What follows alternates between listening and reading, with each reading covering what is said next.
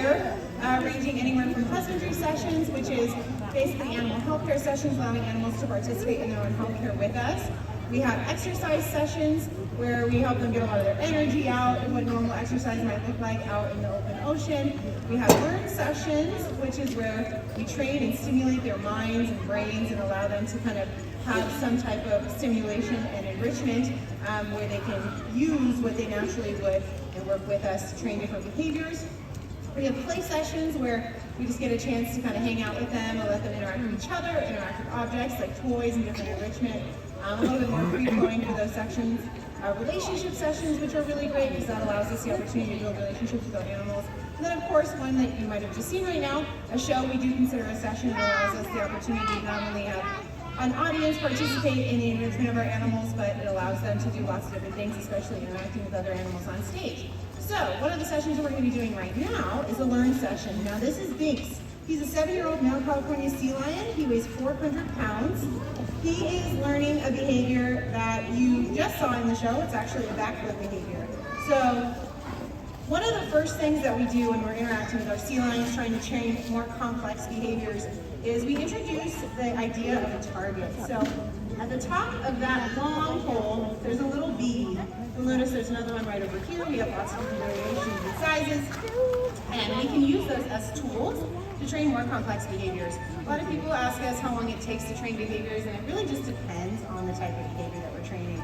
I like to describe different behaviors like math behaviors, where it's like you start with addition, subtraction, you can go to multiplication or division, and then you go out to calculus. So the more complex you get, the more steps you have to take to get to that, the more time it usually takes to train a behavior. So this behavior is a very complex behavior. One of the first things she's doing is asking you to touch the target with the tip of his nose. Again, this is one of the approximations or small steps that we're taking in order to allow our animals to build into those bigger behaviors. There's lots of tiny approximations and small steps that can take anywhere from a couple weeks all the way up to multiple years to be able to train something as complex as this behavior. So she's using that target pole. Now, originally when we train targets, we start with smaller targets, little ones that are probably about 2 feet long. We'll also use our hands as well. And those are really great ways to not only build relationships, but to allow us to shape bigger and smaller behaviors.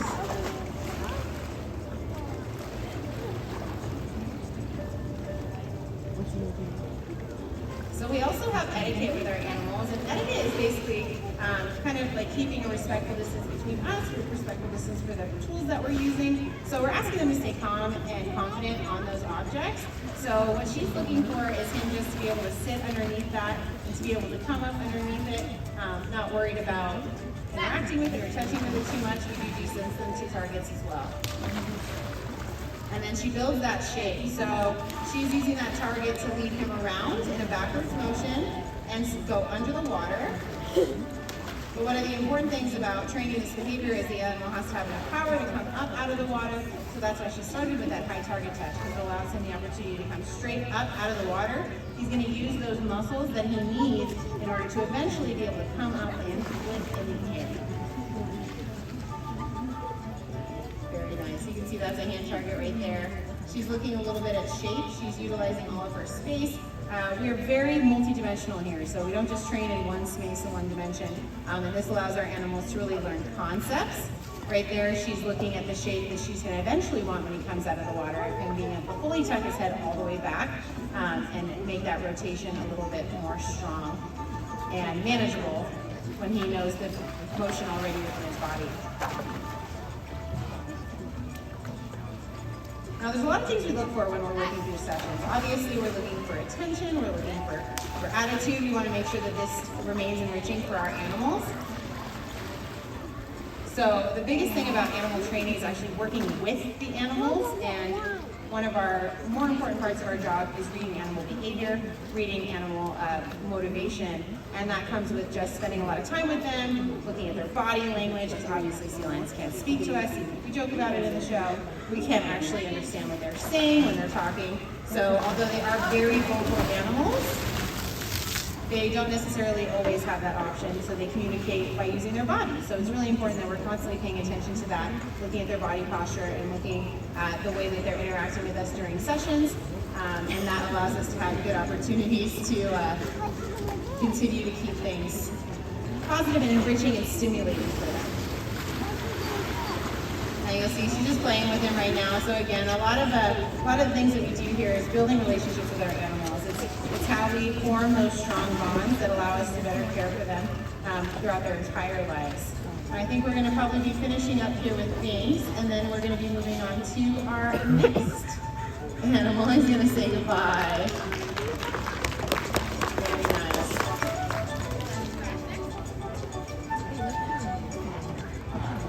All right, so the next thing we're going to be doing is working with some of our otters. So we are home to Asian small clawed otters here at Sea Lion and Otter Amphitheater. We have 8 here. We also have one vacationing over at Dolphin Amphitheater. So if you see an otter over there, he is original home here at Sea Lion and Otter Amphitheater. We have 4 bonded pairs. The 2 that you're going to be seeing right now are pretty young. They're both under 5 years old. But they are fully grown within the first year of their life. So they're not going to get much bigger than they are. However, they are still learning lots of different concepts. That's kind of when, in the beginning stages of their life, just like, you know, us children, adults, we learn generally when we start growing from the ground up. So they're still learning a lot of things. They are participating in our shows and presentations. This is Ash. He is the male of the male-female pair. He's working with Katie. And then we have Hooper, who is with Nathan on my right-hand side. Now, they're working 2 different things. So, Katie is working the behavior that you saw in the show. Actually, you didn't see this behavior in the show because the otter didn't do it. But the behavior is that they carry the Coke can out of the machine after the sea lion goes by. So, we have to train them to be able to hold it and move at the same time. So the first thing generally that we do, obviously that target is very similar to the long target that we have. You'll see they have small stick targets in their hands. We're not going to use a big giant target for a 6-pound otter. That would be weird. So we use these little targets that allow us to do similar things and train small approximations. So they use those targets originally to train them to stand up, to train them to pay attention, and then we introduce the prop. So the prop, generally, we kind of let them figure out somehow, you know, what the best way is for them to carry it. Right now, he has learned how to pick up the prop. He's learned how to walk a few steps with it. Obviously, end goal is for him to be able to walk from the machine to this curtain. Now, there is a lot of failure in learning, so that's totally okay. And this is where it really comes into context where we're working with our animals. So we have to read them sometimes. They're really good looking through failure. Sometimes we have to take a break and move on to something different, which is also okay. But as you can imagine, just like us, we don't succeed at everything the first time. So for our animals, it's really important that we're constantly encouraging them. So Katie's using an opportunity right now, so she just was able to give him the prop, and instead of asking him to move with the prop, she just reinforced it from him picking it up. So sometimes we have to take those really small steps, keep their motivation, and make sure that they know that there is opportunity for success in ways that they've already made that success happen. So now it looks like we're doing that same behavior. This is Hooper. So as you can see, she's farther along. There we go. She made it, and that's what matters. So that's kind of what the end goal of what we want that to look like. Now, you're probably like, oh, how do they learn different things, or why are they learning at different paces? So all animals learn differently. Some pick up things faster, some excel at different things than others. Obviously, it's the way that we train and the way that we work through some of this stuff is I'm just going to let that happen. It's better than anything that I would say. Good job, Hooper. You can applaud her for that. It's fine. She can hear you. Otters can hear us. So yeah, at the end of the day, very nice. We work to our animal strengths, and we find our best ways to be able to interact with them and train them that is most significant for them. So as I said before, we're not working against our animals, we're working with our animals and making sure that they have the best opportunity for different forms of stimulation. Now we are going to be bringing out another sea lion. Great, so we're going to be working a really interesting concept. It's called Find It, which is a more mental concept than physical. We show a prop to a sea lion, and then we ask them to go find its equivalent out in the environment.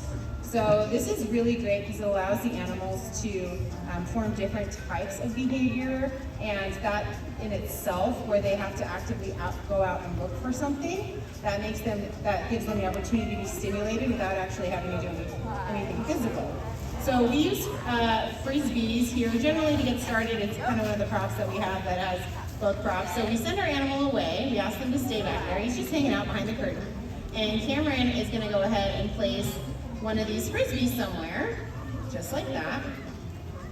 He's going to ask Harvey to come back out, and then he's going to ask Harvey to find it. So this, again, is a little bit more of a complicated concept for our animals because they have to be more free thinkers. There it is.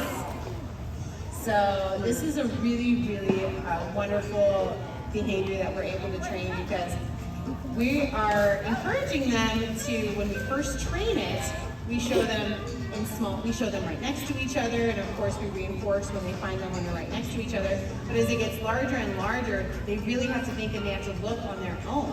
And so it's an opportunity for them to participate really well without having to be constantly given information, and they can just kind of work on their own and find things out. And a lot of animals find it very stimulating because it's really different from a lot of the other stuff that we're training.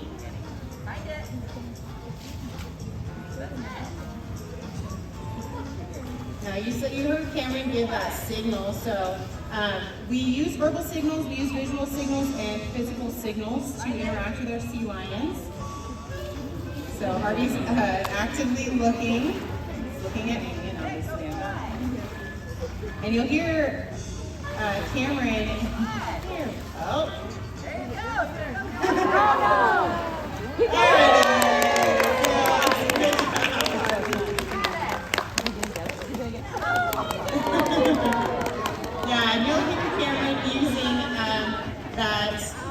Some type of vocabulary. We use the words good boy, good job, going. All of that is just verbal encouragement when an animal is doing something correctly. We just try to kind of encourage them to say, you're on the right track, what you're doing is good, keep going, and that allows them the opportunity to know that they still are succeeding and they're not just kind of wandering around aimlessly.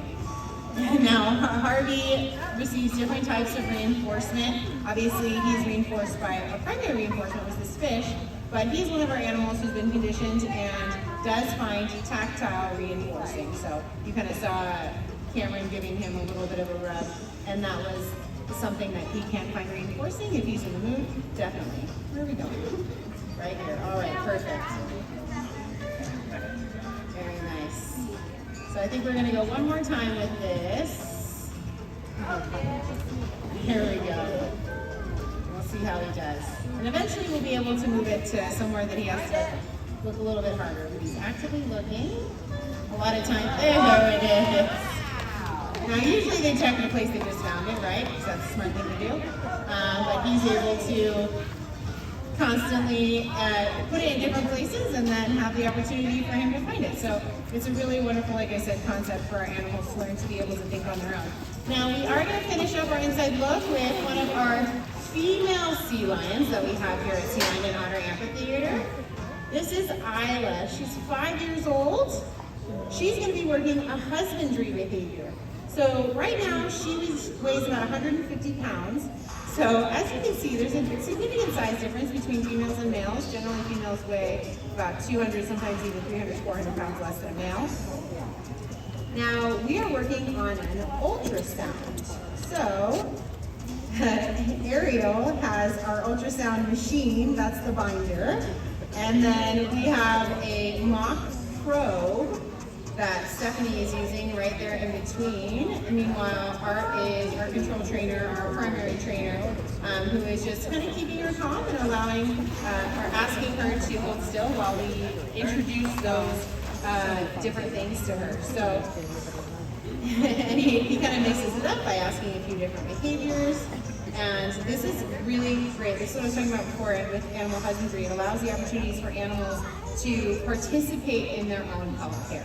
So that's a huge thing with us. We want them to be active participants, whether it's doing blood draws, doing ultrasounds, body checks. And as you can see, she was like, oh, we didn't like that right there. That's totally fine. And that's why we do this, to give us the opportunity to take small approximations.